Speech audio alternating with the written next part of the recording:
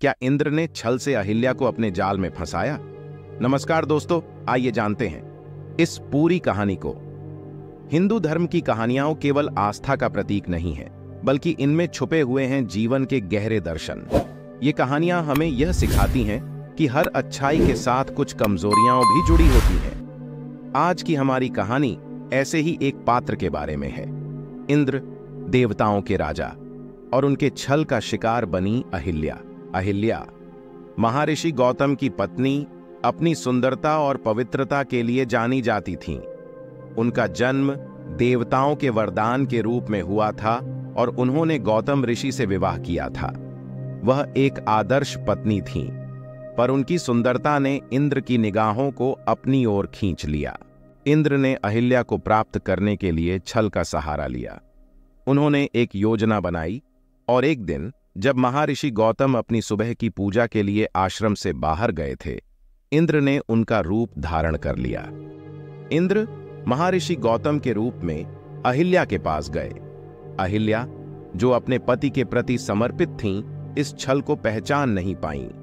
इंद्र के छल का शिकार होकर अहिल्या ने अनजाने में पाप कर दिया। जब महर्षि गौतम आश्रम लौटे, उन्होंने अहिल्या पर इंद्र के छल का पर्दाफाश कर दिया। उन्होंने अपने क्रोध में अहिल्या को श्राप दिया, वह पत्थर बन जाएंगी और तभी अपने असली रूप में लौटेंगी जब भगवान श्री राम अपने चरण से स्पर्श करेंगे।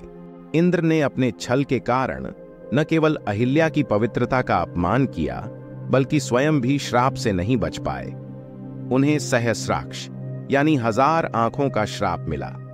यह घटना हमें याद दिलाती है कि भले ही आप कितने भी शक्तिशाली क्यों न हों, यदि आप अपने कर्तव्यों का उल्लंघन करते हैं तो उसके परिणाम भुगतने ही पड़ेंगे।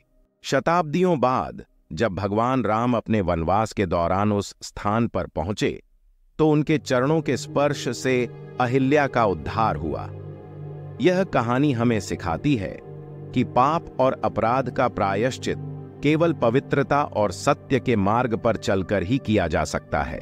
इंद्र और अहिल्या की कहानी हमारी धार्मिक मान्यताओं के पीछे छिपे गहरे सत्य की ओर इशारा करती है। चाहे आप कितने भी बड़े हों, जीवन में सही और गलत का महत्व कभी कम नहीं होता। धन्यवाद इस अद्भुत यात्रा पर हमारे साथ चलने के लिए। ऐसी और कहानियों के लिए जुड़े रहिए शाश्वत स्टोरी 24 के साथ। अगर आपको यह कहानी पसंद आई हो तो लाइक और सब्सक्राइब करना न भूलें।